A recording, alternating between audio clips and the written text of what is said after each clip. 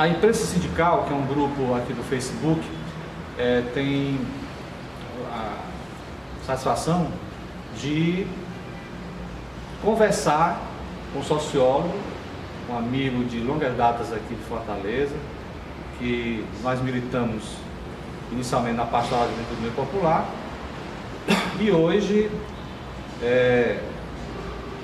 está em Brasília, trabalhando no Sebrae Nacional, e eu como documentarista, e sempre eu escutei e vi as suas palestras, falando de análise de conjuntura para nós, estudantes e iniciantes na época da Pastoral da Juventude Meio Popular, dentro da Igreja Católica mais progressista, e a gente veio explorar aqui o Juarez para emissão de opiniões de diversos assuntos da política e do empreendedorismo no Brasil.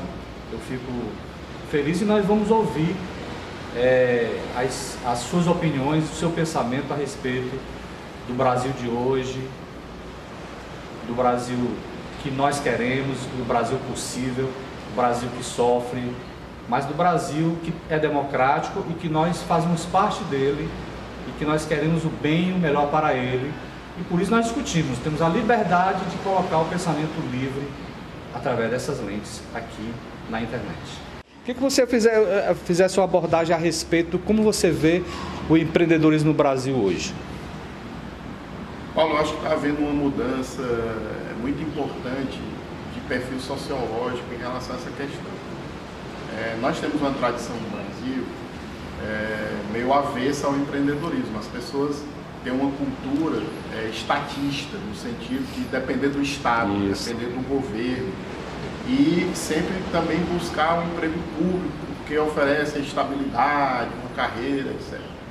Isso é uma realidade muito forte na cultura brasileira que vem mudando radicalmente nos últimos 20, 30 anos. E agora, mais recentemente,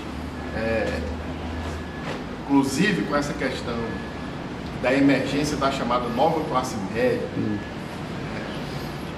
houve uma mudança ainda mais significativa, porque essas pessoas, ao contrário até do que muita gente imagina, elas não sonham em ter um emprego, elas sonham, na verdade, em ter o seu próprio negócio.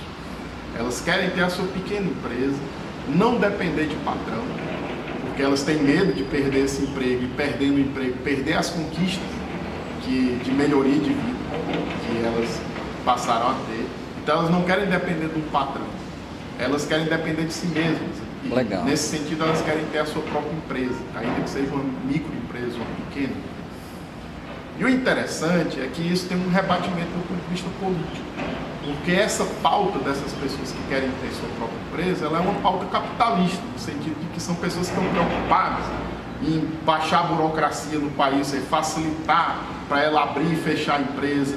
Elas querem pagar menos impostos, porque o governo acaba sendo o maior sócio de qualquer empresa, porque cobra 40% de carga fiscal, entendeu? Elas estão preocupadas em que outras pessoas tenham seu emprego e sua renda, porque elas são os clientes potenciais para o seu próprio negócio. Então elas querem um país que tem estabilidade econômica e um país que cresça, porque se o país cresce, mais gente vai ter emprego, mais gente vai ter salário, e ele vai ter para quem vender o produto dele ou o serviço.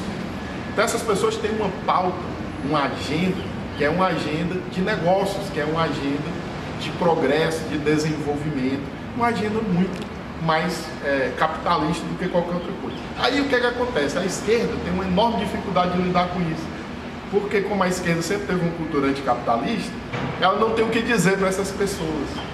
E aí o que está acontecendo? As igrejas chamadas evangélicas, por exemplo, elas têm uma visão em relação à riqueza que é bastante diferente daquela do catolicismo tradicional, que é a nossa herança cultural brasileira. Enquanto que no catolicismo a riqueza sempre foi rejeitada e a pobreza enaltecida, nas igrejas evangélicas o discurso é o seguinte: a prosperidade é um sinal de bênção divina. Se você prospera é porque Deus está te abençoando. Então se eu abro minha padaria está vendendo bem, é porque Deus está abençoando meu negócio.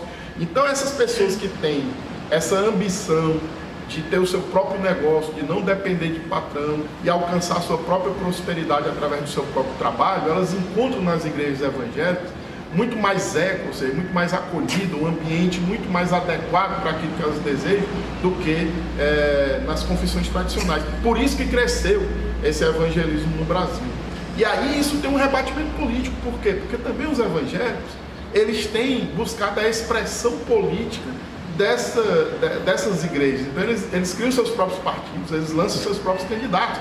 E aí essas pessoas estão encontrando nesse caminho, né, um canal de expressão política muito mais próximo daquilo que elas pensam. Qual é o trágico? O trágico é que essas expressões são todas conservadoras, de direita. Não tem, são poucos os evangélicos, vamos dizer, de um viés mais à esquerda. A maioria é pela direita. E isso é trágico, porque está fortalecendo uma visão política conservadora. E a esquerda não sabe lidar com esse tema do empreendedorismo. Então eu acho que esse é um grande desafio. E não é um desafio só, ao contrário do que muita gente pensa, que é só o jovem herdeiro, o cara da classe média alta, que já vai herdar a empresa do pai ou que tem um dinheiro para criar um novo negócio. Não, a classe média baixa, essas pessoas da chamada nova classe média, essas pessoas que ascenderam socialmente com as políticas de distribuição de renda do governo Lula, elas também ambicionam isso. E elas também estão buscando um país que ofereça para elas oportunidades de crescimento. Elas anseiam por isso. E em grande medida, essa situação hoje que a gente vive de crise, de ameaça de desemprego, né, de uma economia que não cresce, de uma economia estagnada, faz com que essas pessoas se descolem do PT. Essas pessoas começam a descolar do governo da Dilma e começam a ir para o campo da oposição, frustrados por essa falta de perspectiva de crescimento econômico. Então, se a esquerda quer repensar alguma coisa do ponto de vista econômico, ela tem que buscar o diálogo com o tema do empreendedorismo.